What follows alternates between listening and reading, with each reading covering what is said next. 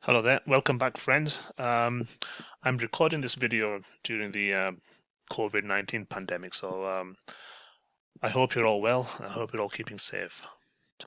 I just wanted to say thanks to all those who came by and visited the channel um, and listened to what I had to say. So in the last video, I mentioned the sort of things I would like to focus on.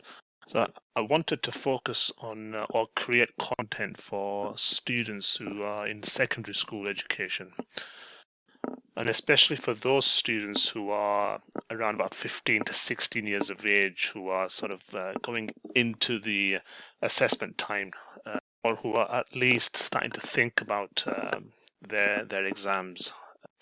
So the content that I'm hoping to create should help with reinforcing what you learned at school. But like I said in the last video, I wanted to go a bit beyond that and look at the sort of broader picture. So I will cover material that might go beyond, but it might go beyond what you've covered at school. Okay. Hopefully that's not a problem, but hopefully it makes you start to think a bit more. Because if you are interested in going and doing biology at A levels or post 16 education, okay, this sort of video might help because it covers material that I think is covered at A level as well. So hopefully the transition from GCSE to A level is not so big, and because of that it prepares you better for when you start to do A levels. Okay, so enough of the jibber jabber, and let's get straight into it now. Right, so the first thing I wanted to talk about is cells. Okay, that's the obvious place to start off. Okay, so that's where I'm going to start. Now, I'm going to talk about cells in general. Okay, so whether it's cells from the animal kingdom, and yes, that includes you and I, cells from the plant kingdom, and cells from organisms such as fungi or bacteria, classed as microorganisms. Okay. Now, it might seem obvious as to why we're learning about cells, and if we're talking about biology, it's obvious. Cells is important. But sometimes it's important just to remind yourself sort of the context in which you're learning about cells. Okay. Now, if you look at human beings or any member of the animal kingdom, okay, we are all made up of cells. Now, you must remember, okay, that not all the cells are the same. There's all kinds of cells with different shapes and sizes and different functions. Okay, the cells you find in the brain are different to the cells you find in the heart. Okay, the cells you find in the kidneys are different to the cells you find in muscles, for example. Okay, the different cells you find in your lungs are different to other types of cells. Okay, so you see, depending on the cell type, cells have different functions. Uh, let's look at one spectacular example. If you take cells from the heart, okay, and observe them under the microscope, what you'll see is something quite dramatic. Okay, you'll see them automatically, sort of moving rhythmically. Okay, now so this is the foundation of how the heart beats. Okay, all the cells of the heart follow the same rhythmic movement. If you take cells from the liver, okay, whenever we talk about the liver, we talk about the hepatic system. Okay, so cells from the liver are called hepatocytes. Okay, so what you'll find also in these videos is that I'll introduce terminology that might seem a bit alien to you, even alien in terms of what you've learned from your classes in GCSEs. Okay, but don't be worried about that. Take it into your stride, because when you start to think about A levels, you will need to know a lot more terminology. Okay, so coming back to the liver. So when we talk about the liver, for example, the liver doesn't require any movement. Okay, the liver cells don't require movement; they're not beating. So if you take a liver cell and look under the microscope, they're going to look quite different. Okay,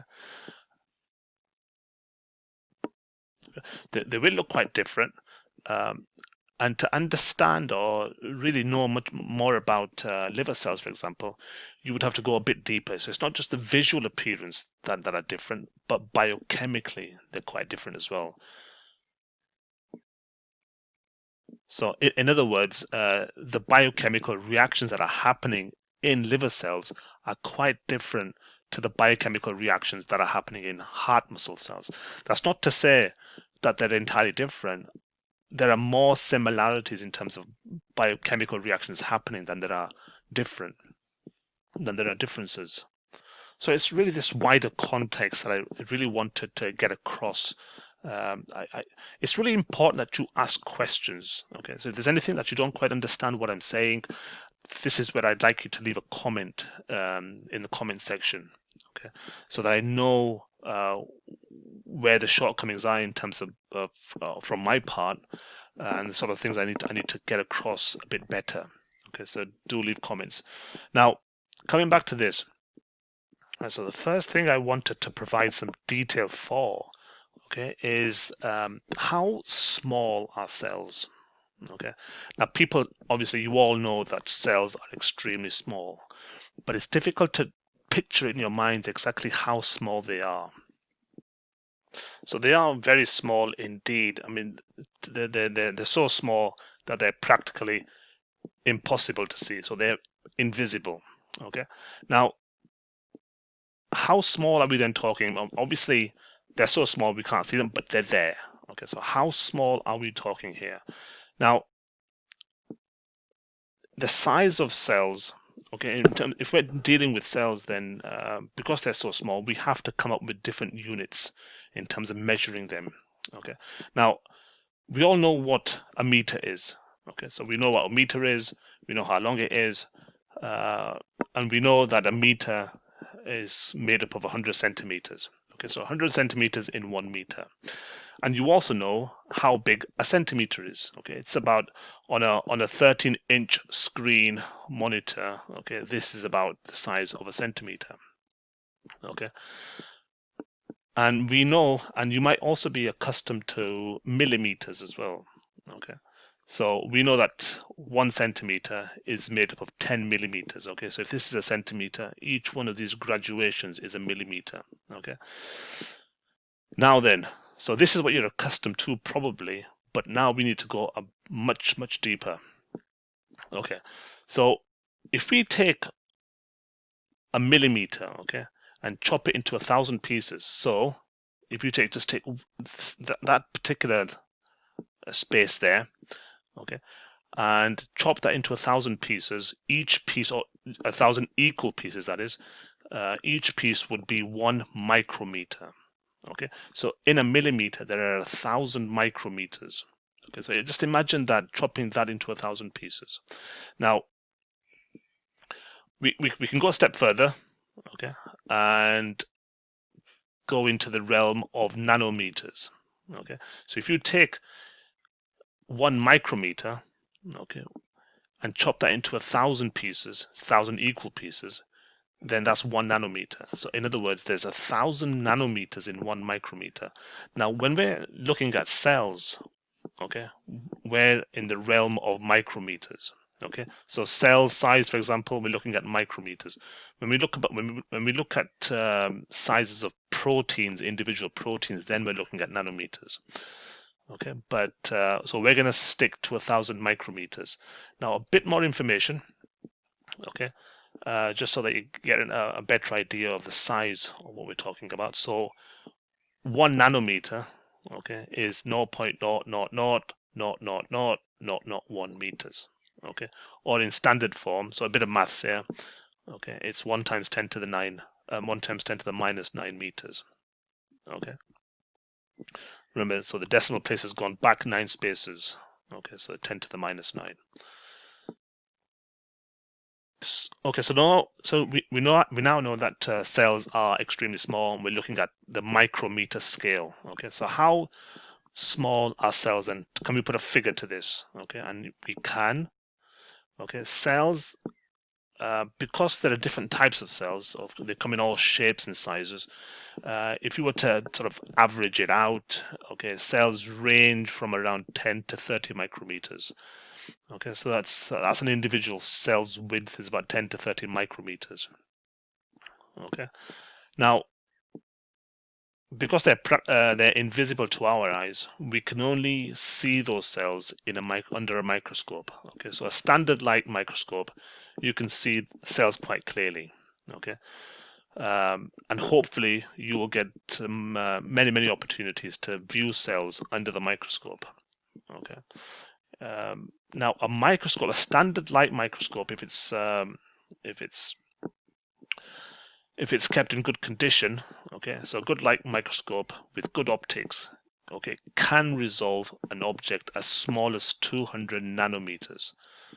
Okay, so as small as 200 nanometers. So therefore, cells are quite easy to see under a standard light microscope. Okay, the kinds of microscopes you'll find in your schools. Okay. It's also worthwhile looking up on how to use a microscope, okay, how to calculate magnifications and stuff. Okay, so these kinds of things will be might be important in terms of your assessments. Okay, so like I said, cells come in all different shapes and sizes. Okay, under a microscope, you will be able to see what cells look like. Okay, when we talk about cells, we're talking about morphology. Okay, so there's another bit of terminology there, morphology, what the object looks like. Okay, so we already know that there are so many different cell types. You take a liver cell from a lung cell, from a heart cell, from a kidney cell, okay, from a brain cell, from other types of nerve cells. They're all quite different. Okay, and they're all quite different because they contain or they have different functions. Okay, a heart cell has a certain type of function which a liver cell will not have. Okay, a lung cell will have certain functions, certain specific functions. Okay, which other cells don't have. Okay, so this is where we start to talk about structure and function. Okay, structure and function of cells. Okay, so certain cells will have certain structures, and because of those certain structures, they will have certain functions. Okay, so there's this relationship of structure and function. Okay, so first thing we're going to do is talk about animal cells. Okay, so structure and function of animal cells. We will talk about plant cells later on. Okay, but to begin with, animal cells, structure and function. Right then. Okay, so rather than talk about different functions of different cells, what I wanted to start off with is talk about functions which all cells share. Okay, now all cells, one of their main functions, okay, or the different functions is the production, assembly, and transportation. Okay, transportation of what? Okay, transportation, assembly, and production of what? Okay, where does it take place? Now, so you ask yourself the question: production, assembly, and transportation of what? Okay, so get ready for this. It is the production, assembly, and transportation of proteins. Okay, that's the main function of all cells, is the production, assembly, and transportation of proteins. Now, when you start to think about this, okay, now production is one process, assembly is another process, and transportation is another process.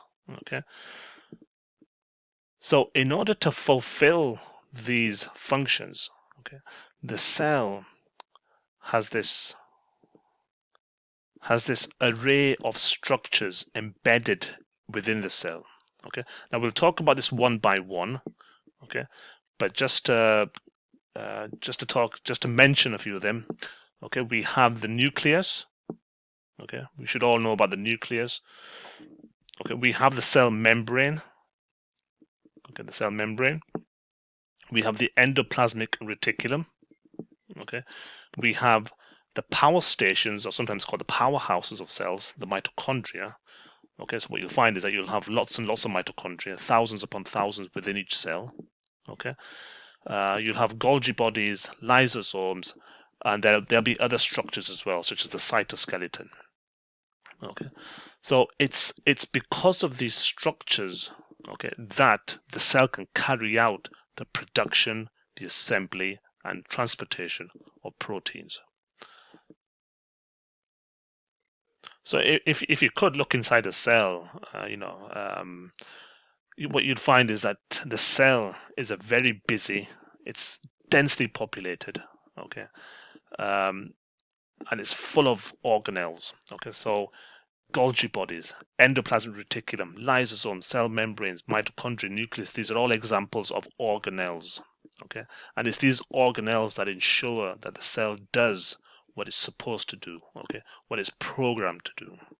Okay, so without these organelles, and if anything happens to these organelles, if the cell doesn't produce these organelles properly, this is what leads to disease. Okay, and if a cell, if something goes wrong with the organelle function, okay, that cell doesn't function. That cell will undergo, won't survive for long. Okay. Now, when you start to think about, there'll be other cells adjacent to this cell, and probably undergoing the same problems. Okay. So if you think about this idea that cells make up tissues. Okay. So if cells don't work, tissues don't work. Okay. And tissues make up organs. So if tissues don't work, organs don't work. Okay. Now take that a step further. Organs make up what we call organ systems. Okay, so when we talk about the cardiovascular system, when we talk about the respiratory system, when we talk about the renal system, this is a collection of different organs. Okay, so if the tissue doesn't work, the organ doesn't work. If the organ doesn't work, the organ system doesn't work. And then the organism, so we are an organism, the organism doesn't work. Okay, and this then manifests itself as disease. Okay, so when we can trace back all diseases, okay, to cells, to what's happening inside cells. Okay, so it's important to appreciate that. It's only because if you can appreciate that, that's when you can understand why we spend so much time learning about or teaching about cells. Okay, so what I don't really want to do is produce a long video. I know you can pause it and stuff, but I didn't want to produce too many long videos. So for that reason, I want to stop it there. Okay, and in the next video we will talk about the different organelles. Okay, so that's it for now. What I'd like you to do, if you don't mind, is okay. It's like I said, this whole production of videos is it's this channel's in its infancy stage. It's actually it's in its embryonic stage, really. Okay. So I would like to see what you think about this. So I would like you to leave a comment, or if you have any questions about your understanding of certain things, and if you and so I'd like you to comment and ask questions. Okay. And to get an idea of how many people want to see more videos like this, if you could subscribe, please. Okay, so that'd be great. Okay, so please hit that subscribe button. Please do leave comments. Okay, and that's it for now. I will produce and upload the next video in the next few days. Okay, and this is where we'll talk about the different organelles.